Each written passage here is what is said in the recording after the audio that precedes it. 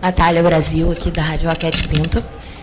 Queria te fazer uma pergunta, Felipe, que até algumas pessoas aqui nas redes sociais me pediram para te fazer, que é algo que todo mundo tem percebido.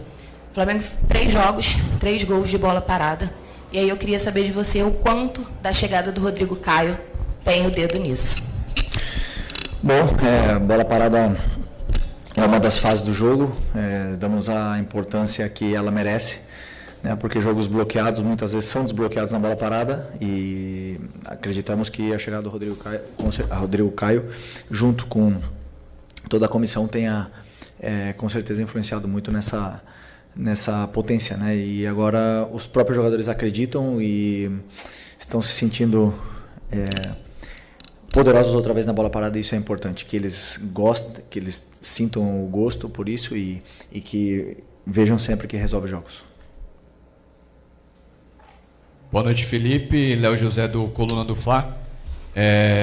Nesse primeiro contato que você já teve com o Royal e com o Saul, você já tem mais ou menos uma projeção de quando eles vão estar à disposição? E rapidinho sobre o Saul, qual posição que você imagina que ele encaixe melhor no time? Mais pela direita, pela esquerda, centralizado? Bom, com os dois. O Saul está sem jogar desde maio, se não me engano, mas vinha treinando, né? Não vinha treinando com a equipe, vinha treinando sem bola, no caso, só condicionando. Então ele está condicionado, mas ainda precisa de mais tempo, mais treinos, e o Emerson vinha fazendo a pré-temporada junto com a equipe, né? Então pode ser que a gente possa contar com ele aí um pouco antes, mas eu acredito que sejam os dois rápido, porque estão muito, muito em forma, são jovens e têm essa memória muscular que é importante. Sobre a posição do Saul, vejo ele em todas as posições do meio campo e é um cara que vai somar muita qualidade para a gente, competitividade, é um cara super competitivo.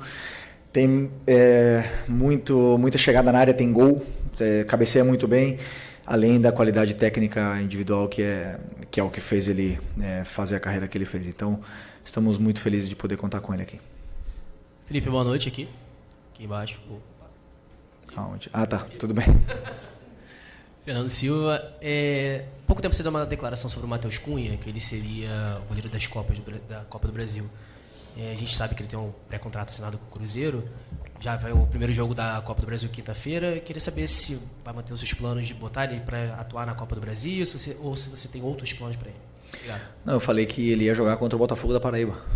Não falei que ele ia ser o goleiro das Copas, né? Falei que ele ia jogar contra o Botafogo. Ainda não decidimos a equipe, mas é uma possibilidade que ele possa jogar, ou também uma possibilidade que o Rossi continue. Isso a gente vai decidir ainda essa semana. Felipe, Raíza Simplício da Gol Brasil e da revista Placar. Eu queria saber como é que está a situação do Nico de la Cruz, né? Ele foi liberado esse final de semana para viajar, ficar lá com a família dele, mas queria entender o que aconteceu exatamente, como é que ele está clinicamente e quais são os seus planos assim para ele, quando você acha que ele vai estar à disposição, porque a gente vê no meio-campo, né, tem a questão do Alan, que também teve que fazer um controle de carga, a gente vê o Jorginho também jogando direto 90 minutos, então em determinado momento a gente acredita que você vai precisar do Nico. Bom, o Nico é um jogador agora que está no departamento médico, então quem define os horários e as folgas é o departamento médico, né? Uma pergunta para eles, também o prazo é uma pergunta para o Dr. Sasaki. E do meu caso, da minha parte com o Nico, a única coisa que eu posso dizer é que um jogador extraordinário nos ajudou muito até essa lesão pré-mundial. E até por isso que eu sou super agradecido a ele, porque era um momento onde a gente estava muito delicado, né, da nossa equipe de baixas. Tínhamos uma lesão do Eric, uma lesão do Alan, uma expulsão do Gerson, na qual tínhamos o Everton Araújo e ia ter que improvisar o Varela.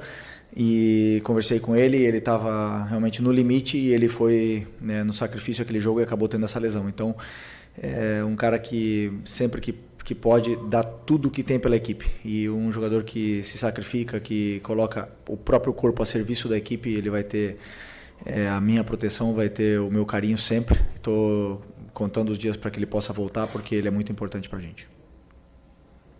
Felipe, Rodrigo Ramos, eu queria falar aqui do jogo coletivo do Flamengo, tendo em vista que o Flamengo hoje é o melhor ataque do Campeonato Brasileiro, a melhor defesa, porém os defensores foram os jogadores que deram as vitórias ao Flamengo. Para você, quão é importante esse jogo coletivo do Flamengo, tendo em vista que os atacantes fazem gol, os zagueiros fazem gol, todos se ajudam mutuamente? Eu não vejo o futebol de outra forma, senão em coletivo, né? Eu sei que muitos esperam que só os atacantes façam gols, ou que... Claro que eu quero ter o artilheiro, eu quero ter os jogadores da frente sempre fazendo gols, mas cada um deles é uma peça da engrenagem, cumprem funções sempre por e para a equipe, né? Sempre em função do que a equipe precisa. E hoje foi o Léo Ortiz que fez o gol, outro dia será outros jogadores. O importante é isso, que a equipe vença. E quando a equipe vence, estão todos felizes, todos comemorando. E aí o reconhecimento individual ele vem do mesmo jeito, mesmo que os atacantes não tenham feito gols, né? Mas eu acredito sempre que vai chegar, e a hora dos atacantes de fazer gols também vai vir. Boa noite, Felipe. Bruna Medeiros, do Disflá. Foi citado aqui já os gols de bola parada, né? E dos últimos 4 gols do Flamengo, 3 foram de bola parada. O Flamengo está tendo um pouco mais de dificuldade de criar com a bola no chão, apesar da posse de bola grande. Você vê isso também, e como solucionar essa questão? Obrigado. Bom, como eu falei na outra pergunta, a bola parada ela é uma fase do jogo, né? Então é uma forma de criar. Se você tem 8 escanteios, você tem 8 cruzamentos na área de forma perigosa, com jogadores importantes e determinantes na parte da fase da bola parada. Então, é uma das fases, né? Claro que os últimos adversários aí, tirando o Santos, o Bragantino também, mas são adversários que tentaram se fechar um pouco, se fechar mais. Hoje foi muito difícil, né? O jeito que o Atlético jogou. E isso, claro, os jogadores sabem que são 90 minutos, que temos que ter paciência, temos que defender bem, e no final das contas o gol pode chegar de várias formas, e chegou, e o importante é a vitória. Claro que temos muito a evoluir, melhorar na criação, mas como eu falei, a bola parada tem uma importância muito grande. Não podemos achar que só porque foi de bola parada o time não cria, senão criou muito para gerar todos esses escanteios. Felipe, boa noite. Gabriel Reis, canal Parazzo Rubro Negro. Cara, eu não tenho como não falar disso. O Bruno Henrique estava muito chateado no campo, falando que o Ramon Abateabel chamou ele e o Hulk e falou: ou é pênalti e amarelo, ou é falta, vermelho, ele vai no VAR, volta, dá um amarelo. Vimos todos vocês muito chateados. Sei que você não gosta de falar de arbitragem, mas é uma situação que mexia diretamente com liderança de campeonato, um momento de tentar abrir, e o Flamengo conseguiu abrir, né? Mas eu queria a sua opinião sobre o que aconteceu, e principalmente pelo caso do Bruno Henrique, que, vivendo a situação que está vivendo, acabou se expondo, né, e criticando, né, a arbitragem, criticando o posicionamento do Ramon Abateabel. Melhor não falar. Eu gosto muito do Ramon, é catarinense, e prefiro continuar na minha linha de não falar da arbitragem, porque melhor assim. Vamos deixar assim. Desculpa. Felipe, aqui, à sua direita, aqui no cantinho. Tá bem, Gustavo. O Felipe, existe hoje um clamor do torcedor do Flamengo, hashtag no Twitter, pela volta do Paquetá. Com os reforços que o Flamengo já conseguiu fazer até aqui, o Paquetá teria espaço no teu time ainda? Primeiro que ele não é um jogador nosso, né? Então é de um clube da Premier League, um dos melhores aí, clubes da Europa. Temos que respeitá-lo, né? Mas o Paquetá tem uma história muito grande aqui, tem um carinho do torcedor, e não tem nenhuma dúvida que o Paquetá tem lugar em qualquer time do mundo. Sempre se acha um lugar para jogadores com essa qualidade. Felipe, boa noite. Queria te perguntar sobre 2 situações do jogo, se alguma delas te surpreendeu. A primeira, não que o Atlético fizesse encaixe individual, que isso já é habitual, mas a forma como esses encaixes foram divididos, assim, que o Fausto Vera fosse quem encaixasse no Plata, que o Coelho saísse da esquerda e fosse dentro junto com o Hulk e Rony para fazer tipo um 3 contra 4 na saída do Flamengo de zagueiros e volantes, se isso foi um fator que de alguma maneira dificultou um pouco o jogo a progredir, e o segundo, que esses encaixes individuais se mantivessem mesmo quando o Atlético defendia muito baixo, muito perto da área dele. Quanto foi difícil entrar numa defesa com esse tipo de perseguição o tempo todo? Para o treinador sempre é diferente, né?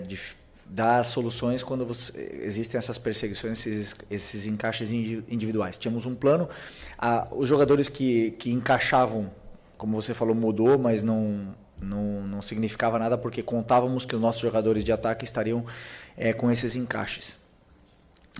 Portanto, o que sim aconteceu, que nosso time foi mais vertical do que gostaríamos, não estava tão fino com a bola, e principalmente no começo do jogo, em algumas passagens dos nossos laterais e alguns passes verticais que não era o indicado naquele momento, principalmente com essa defesa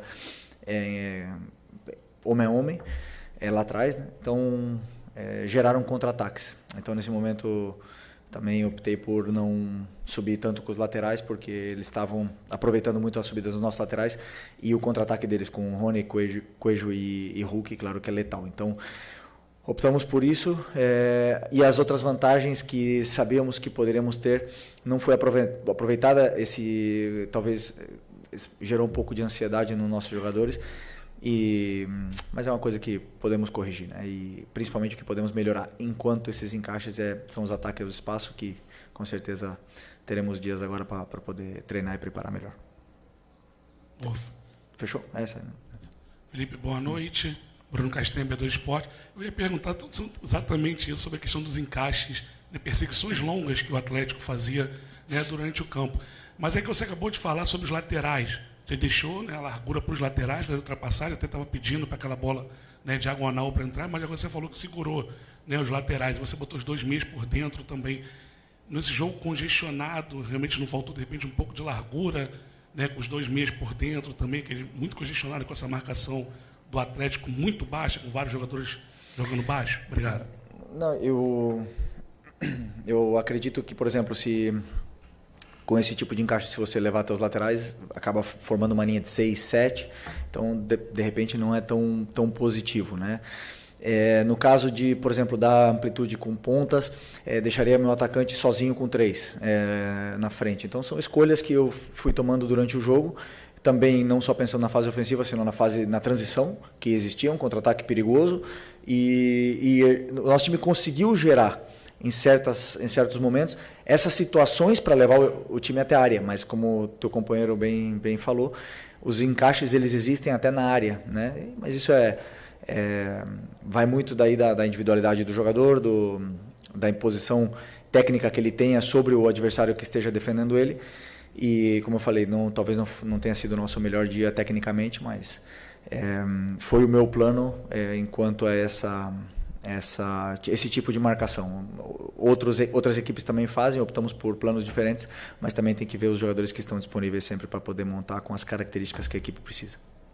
Felipe, boa noite. Boa noite. Pensando agora no próximo jogo, os 4 confrontos que envolvem apenas os times da Série A nas oitavas da Copa do Brasil, eles têm uma coisa em comum, que são confrontos de times que disputaram o Mundial de Clubes contra times que descansaram, aproveitaram esse período aqui no Brasil para fazer uma espécie de pré-temporada. Você já tem enfrentado isso nessas últimas rodadas aí do Brasileiro, mas você acha que isso pode ser determinante? Quem pode levar a vantagem nisso? Um time que disputou o Mundial, continuou com o ritmo de jogo, vem com a moral levantada, ou um time que chega mais descansado? Você acha que isso pode fazer diferença? Sinceramente, eu acredito que o futebol, a moral, como você falou, ela é dia a dia, semana a semana, né? Se você perde um jogo, a moral baixa, o jogador perde confiança, e isso é jogo a jogo. Até mesmo, às vezes, os jogadores eles sentem essas mudanças nos treinos, né? Então, não acredito que o Mundial tenha influência. O que sim, a forma que jogamos o Mundial e que tentamos chegar o mais longe possível, nos deu confiança internamente no que está sendo feito, no modelo, a gente pôde se comparar com os grandes, e isso os jogadores, sem nenhuma dúvida, sentem mais poderosos, entre aspas, né? Quando a gente faz jogos desse calibre. Mas não acredito que os times que jogaram o Mundial vão ter alguma vantagem ou vice-versa, né? sobre os times da Copa. Oi, Felipe aqui, David Sharp, tudo bem? Parabéns pela vitória, pela liderança, pela retomada da liderança. Eu vou te perguntar sobre posse de bola, porque o Flamengo vem sempre tendo mais de 60% de posse de bola nos seus jogos.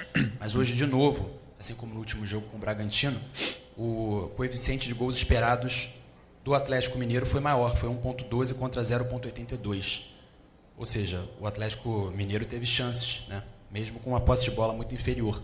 Aí eu te pergunto, às vezes não seria mais interessante diversificar esse modelo de jogo, com menos posse de bola, com um time mais vertical, talvez mais arriscando um pouco mais, para que tenha menos posse de bola, mas seja mais contundente, como o Sampaoli falou, e até sobre o modelo de jogo mesmo, como a gente está falando aqui, se você quiser comentar o que falou o Alcaraz agora, essa entrevista que ele deu. Primeiro, sobre a verticalidade. Hoje meu time foi extremamente vertical e perdemos bolas e geramos esse coeficiente negativo ou positivo para o Atlético Mineiro, contra-ataques. Então, não quer dizer que você, com bola verticalizando, vai ter... Depende muito da qualidade técnica, da qualidade individual defensiva do adversário, da qualidade coletiva do adversário em defender também, e vai gerar dificuldades. Cada time tem uma forma de defender e nem sempre é fácil entrar. É um time super qualificado e ainda por cima está fazendo contratações ainda que vão potencializar ainda mais essa equipe. É uma equipe muito forte e não é fácil entrar. Não é fácil entrar. Agora, vamos pensar, vamos jogar sem a bola, dar a bola para o adversário e ficar em bloco baixo? Aí eu queria ver se as perguntas estariam sendo dessa maneira aqui. Eu não posso reclamar. Meu time é líder, melhor ataque, melhor defesa. Não tenho que pensar em mudar o modelo. Tenho que pensar em continuar vencendo, simplesmente. Mas nós variamos. Hoje jogamos com 2 atacantes, como o teu companheiro falou, com as pontas por dentro. Laterais passaram, depois pararam de passar. Depois entrou o Wallace. E aí as variações elas existem.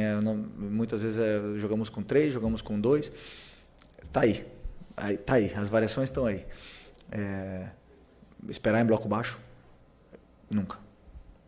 Boa noite, Felipe. Aqui, Isabelle Costa, Canal Gold. Queria te perguntar sobre o planejamento para os próximos jogos, porque o Flamengo já enfrenta novamente o Atlético Mineiro pela Copa do Brasil, primeiro jogo, depois tem Ceará, em Fortaleza, e depois tem o jogo também de decisão da Copa do Brasil. Você pensa em poupar para algum desses jogos? Qual é o teu planejamento? E aproveitar que acho que você não respondeu a situação do Alcaraz, porque ele deu a declaração falando que tinham falado muita mentira e que você, o Boto e ele sabiam porque ele saiu. E eu queria te dar a oportunidade para falar sobre isso. Obrigada. Planejamento para quinta-feira, a partir de amanhã, será feito. Jogo a jogo. Não penso além da quinta-feira. Temos que vencer com as melhores peças que temos esse jogo da Copa e depois, domingo, será outro jogo. Sobre o Alcaraz eu falei já. Eu falei depois do título da Supercopa do Brasil. Falei toda a situação.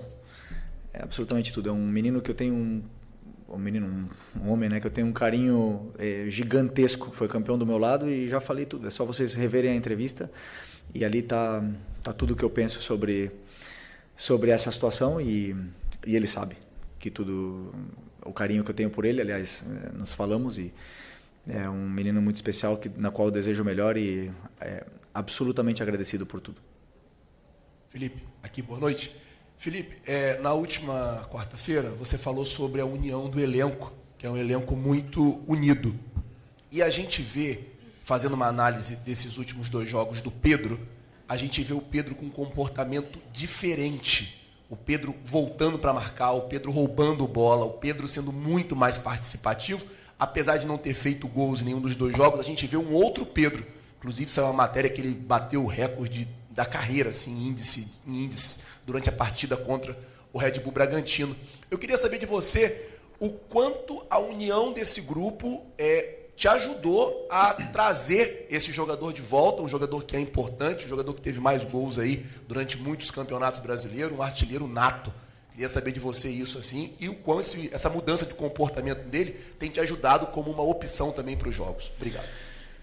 O grupo é muito bom. Já falei, já estou cansado de falar que esse grupo aqui só quer ganhar, quer fazer história, quer ganhar títulos, quer ganhar jogos, quer continuar com essa ambição, e isso eu percebo todos os dias. Então, com a situação do Pedro, como eu falei nas outras vezes, eu só ver ele fazendo isso dentro do campo é incrível. Ele tá muito bem. Aliás, não só defensivamente, que ele está do mesmo nível dos companheiros, senão tecnicamente está muito bem outra vez, e estamos muito felizes com o rendimento dele, e sem nenhuma dúvida é um jogador importantíssimo para a gente. Felipe, boa noite. Pablo Rua, aqui do Voz do Ninho. Queria falar um pouco sobre o Jorginho, né? Desde que ele chegou, praticamente jogou todos os jogos do Mundial até aqui. Parece que ele já virou um homem de confiança para você, né? Queria que você fizesse uma análise, porque ele está em quase todos os jogos e praticamente não descansa, dá para ver quanto ele se entrega pela equipe. Né? Um jogador totalmente diferenciado, um jogador único na sua posição, que, como eu já falei outras vezes, foi o terceiro melhor jogador do mundo e hoje está aqui no Flamengo. Né?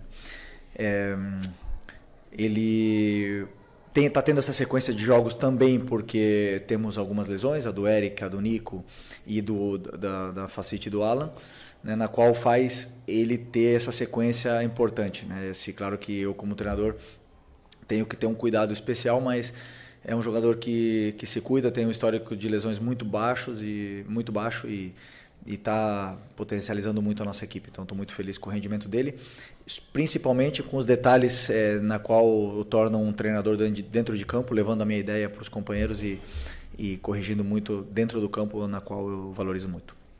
Boa noite, Felipe, aqui, Sidão Marinho da Litoral News. A partir de quinta, o Flamengo volta à Copa do Brasil, depois Brasileiro, Copa Libertadores. E a gente tem visto os reforços chegarem para incrementar ainda mais esse elenco, que é o melhor elenco da América. Em cima disso, também no ótimo momento que o Flamengo vem vivendo, queria te perguntar a respeito das 3 competições. Porque a prioridade está estabelecida, é o Brasileirão. Você falou que a Libertadores também é tão prioridade quanto o Brasileirão. Mas tem a Copa do Brasil e nunca na história do futebol brasileiro alguém conquistou as 3 competições. Você acredita que isso é possível para a sua equipe, pela força do elenco? E mais do que se é possível, é um desejo que você tem, um objetivo que você tem, levando em conta essa ambição que você sempre traz para os seus jogadores, que a gente vê que eles são recheados disso, e isso move muito eles dentro do gramado. Obrigado. Bom, que primeiro ganhar quinta-feira. Não penso em agora a longo prazo. Claro que o objetivo do clube, como você bem falou, né? A gente sabe da Libertadores e do Brasileiro a importância que tem essas competições, mas a Copa está aí, estamos vivos, estamos com possibilidades e temos que ganhar do Atlético. E conforme forem passando os jogos, a gente vai ver onde a gente vai chegar em todas elas, né? Porque não dá para falar, vamos ganhar todas elas e no final não chegar em nenhuma. Então, como eu sempre falo, jogo a jogo, ganhar quinta, vamos ir para ganhar quinta-feira e tentar fazer um grande jogo para poder fazer um resultado bom para a volta. Ok? Boa noite, pessoal. Valeu.